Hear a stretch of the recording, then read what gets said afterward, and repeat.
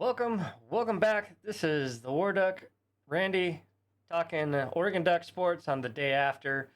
And, Oregon had a game after their loss to Indiana. They fly across the country and go to Rutgers. But first, let's go ahead and talk about what happened in college football a little bit. We'll go ahead and review a little bit of the top three teams in the top 10 that lost and what's going to happen with the rankings. And then we'll check out the Oregon Rutgers game. All right, so as usual, Mario Cristobal chokes and loses a game he shouldn't have lost to unranked Louisville at home. I guess there was 4 picks in this game, and Louisville stuns Miami 24-21 and drops Miami from the ranks of the unbeaten. Now, everybody says that this is a bigger upset than it is, but Louisville is 5-1 and 2-1 in the ACC, so it's not like they are a downtrodden team. Not like where you have a UCLA that had lost 3 or 4 straight and then all of a sudden turns it around. All right, so Miami drops from the unbeaten. They were number 2. You go down, Ohio State handles business, Indiana handles business, and then you got number 4, Texas A&M going to Arkansas, a 2-5 and 0-3 team, and Texas A&M wins by 3 points. Surprising score on that, but Texas A&M, is still undefeated, so good on them. And then you have Ole Miss and Georgia. I wouldn't really classify this an upset. Georgia is always still Georgia. Georgia's lost 1 game. Ole Miss was undefeated, but you can see in the fourth quarter, Georgia just ran them over and took that victory. Alabama handles Tennessee. And then you got Arizona State stunning Texas Tech in the weirdest game that I've watched in a long time, because Texas Tech was losing the whole game, takes the lead with like 40 seconds left or something, and then gives up a touchdown to Arizona State and ends up losing that game. Very strange. But Texas Tech then now drops out of the unbeaten ranks. Oregon, of course, handles business. And then you got Vanderbilt stunning LSU. Now, is this that big of an upset? I don't know. LSU looked pretty good, but Vandy is playing very well, and they, were at home, and so the third top 10 team goes down. So the rankings came out, and what we got is Ohio State at number 1, Indiana at number 2, Texas A&M moves up 1 because of Miami, and they are number 3. Alabama moves up 2. They're number 4. Georgia is number 5. Oregon moves up 3 spots to number 6. Georgia Tech, number 7. Ole Miss drops to number 8. Miami drops 7 spots to number 9. And BYU cracks the top 10. Interesting there. And so BYU's undefeated. So you got Ohio State, Indiana, and Texas A&M undefeated 1, 2, and 3. You got undefeated Georgia Tech. You got undefeated BYU. And then I think that's all that the unbeatens that are left. So 1, 2, 3, 4, 5 unbeatens left. I think we'll see another couple losses, but I think these 2 are wrapped up. They don't play each other until the Big Ten title game. I don't really see anybody beating them. And as far as that goes, if you look, they're still in the hunt for a playoff berth. You have, amazingly, UCLA, Minnesota, Michigan, Iowa, USC, Northwestern, which is a huge surprise, and Oregon. So if this is where it's super weird, because if Indiana loses, they still have the tiebreaker over Oregon. But if it's one of these other teams that beats them, then things get a little weird. OSU, if they lose a game, I'm not sure how that tiebreaker works because these two teams don't play each other, and neither does Indiana and Ohio State. So I'm not really sure how that all breaks down, but I don't see Ohio State stumbling. Indiana, they don't. There's really not any games that for them to lose in there. It would just have to be a complete unranked upset, which it can happen, but it's unlikely. Ohio State does have a Michigan problem. They play Michigan at the end of the year.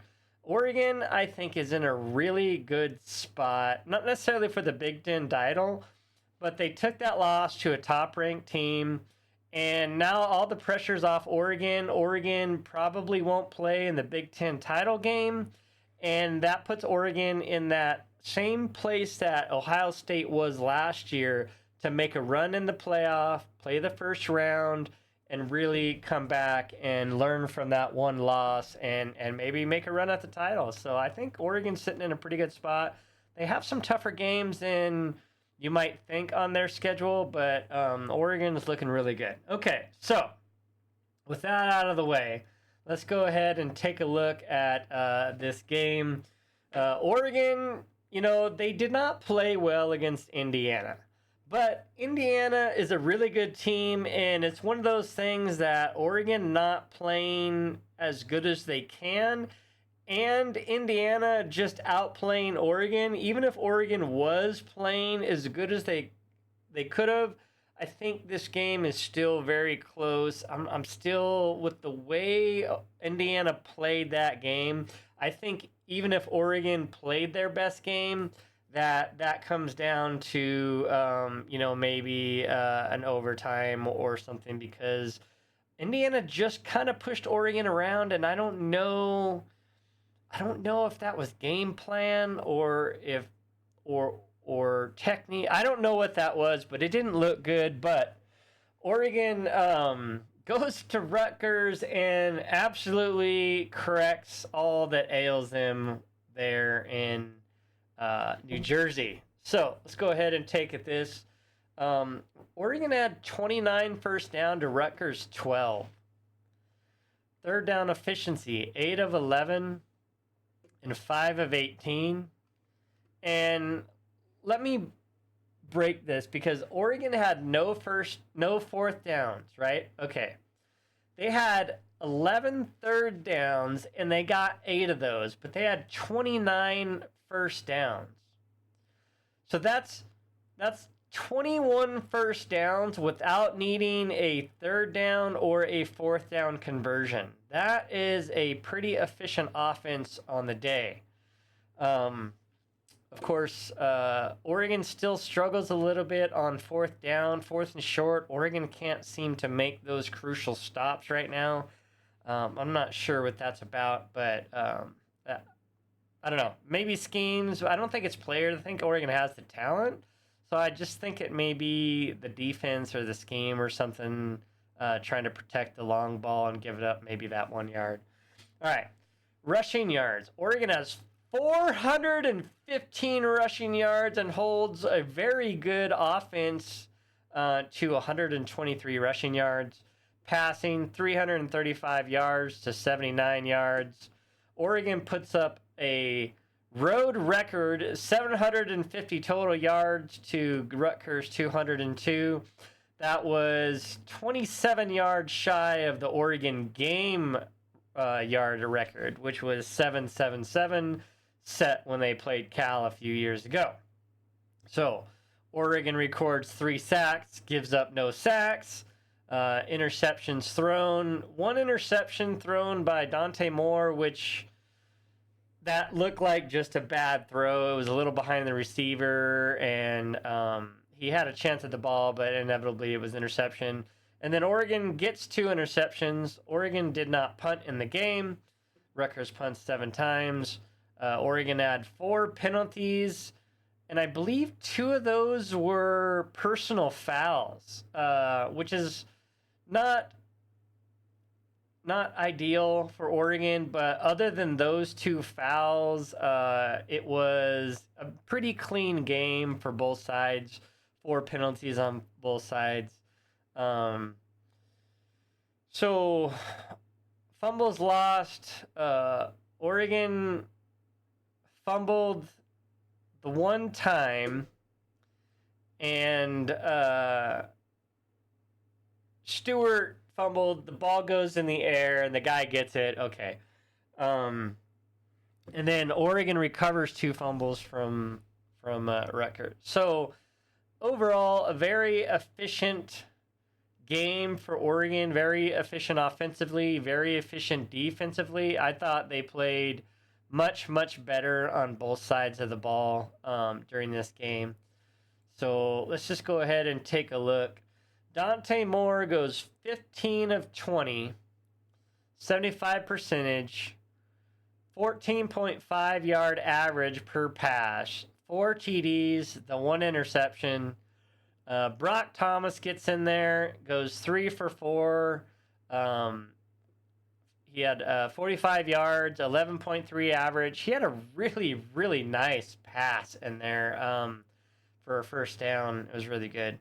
All right, Noah Whittington is back. He carries the load for Oregon. He has 11 carries, goes over 125 yards.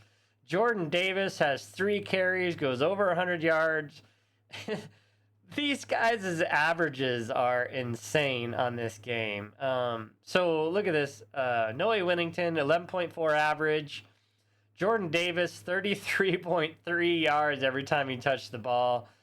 De'Aaron Hill Jr., 12.4 average. He had 5 carries for 62 yards.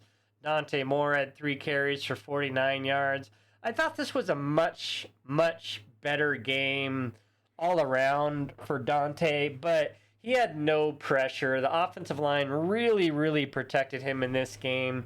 And when Dante Moore isn't rushed, he's super deadly. He had some very high-level passes that he made to hit some of those 4 touchdowns. A very good game for him.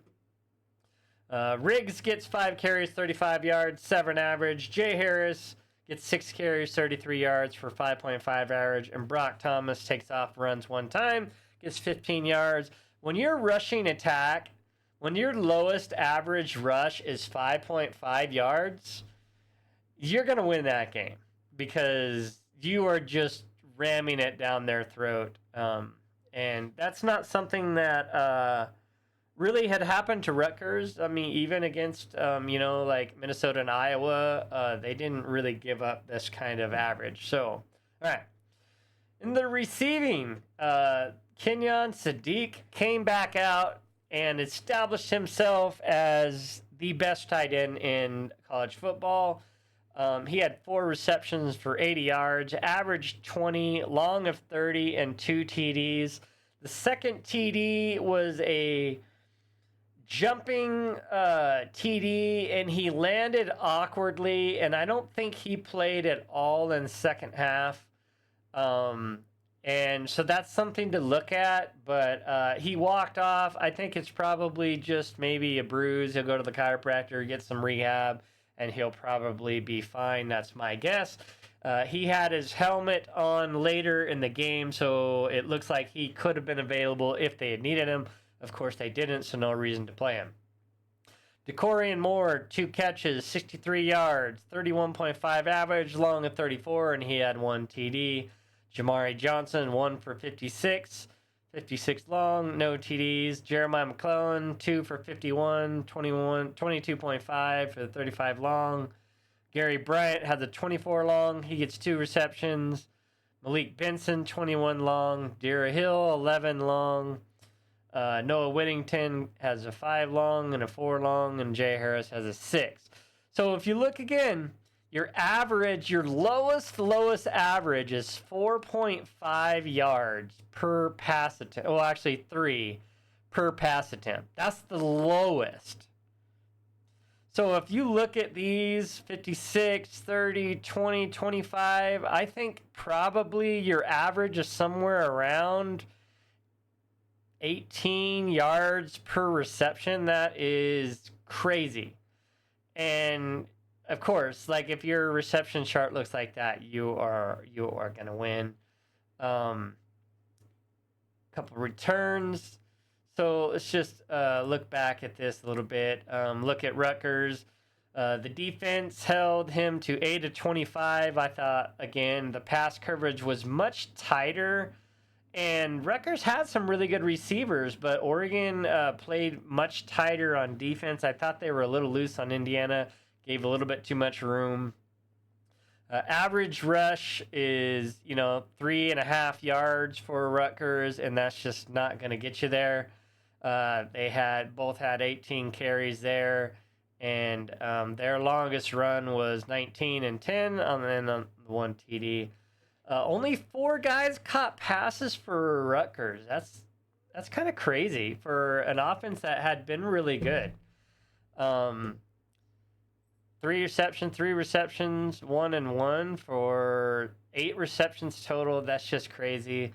And Oregon held them to no receiving touchdowns. So overall, Oregon's defense, I thought, played way, way better. There was still a little couple runs here or there where, especially short yardage, I think Oregon's short yardage needs to get shored up because later on in a really tight game, maybe goal line stand or maybe a 4th down that you just have to prevent a field goal or something, the Oregon's going to have to step up and be able to make that stop. And if Oregon can't make those short-lighted stops like that, the 1, 2, 3 yards, then teams know that if it's 1, 2, 3 yards, let's just run it. Let's just go and run it, and it's going to put Oregon in an awkward position. But overall, Oregon has a fantastic day on, or a fantastic score, or what? Fantastic game on that day. There we go. That's kind of what we're looking for. And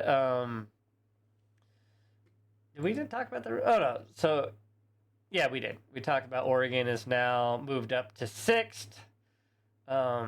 And as long as they stay in the top 10, they are in there for the playoffs, and so they're still in a really good spot to make the playoffs. Let's see. Next game they play next week, next Saturday. It's at home against Wisconsin. Oregon should not have any trouble with a very, very much struggling Wisconsin team. They just have not played well at all, and I think Oregon won't have any issue with Wisconsin. Wisconsin is 2-5 on the year. Not that they can't win at Oregon. It's just if Oregon even if Oregon doesn't play that well, they should still have enough to beat Wisconsin. And then Oregon plays then they go to Iowa. They come home for Minnesota, USC, and then go to Washington. Michigan just beat Washington. Notre Dame just beat USC. USC coming to Autzen is a good thing for Oregon. I think Oregon's next toughest game is probably that Iowa game. Iowa seems to be on a roll. They're 3-1, 5-2 overall. And I think that is probably Oregon's next big test. And, of course, it's a road game. Oregon's got to go over there to Iowa and see if they can't get that victory. All right, so with that, Oregon bounces back. They do not pull a Penn State and have a hangover from that loss. Everything looked roses for Oregon. And I think Oregon, learned a few things. I think you got to remember, Oregon's a very, very, very young team.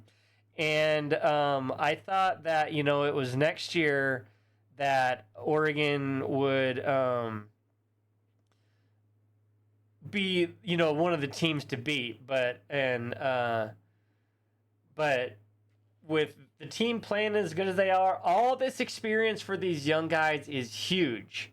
And that loss for Oregon against top-ranked Indiana maybe is a blessing in disguise. Of course, it would have been nice to beat that team, But if you have to take a loss, then you take a loss to a top 10 team and learn from it and come back stronger and better. I think Oregon's in a very good position and everything's looking really good for them. So with that, though, we are going to get out of here for today. Thanks for watching. Please subscribe. Please leave a comment. Let me know what you think. And we will see you next week. Much love all.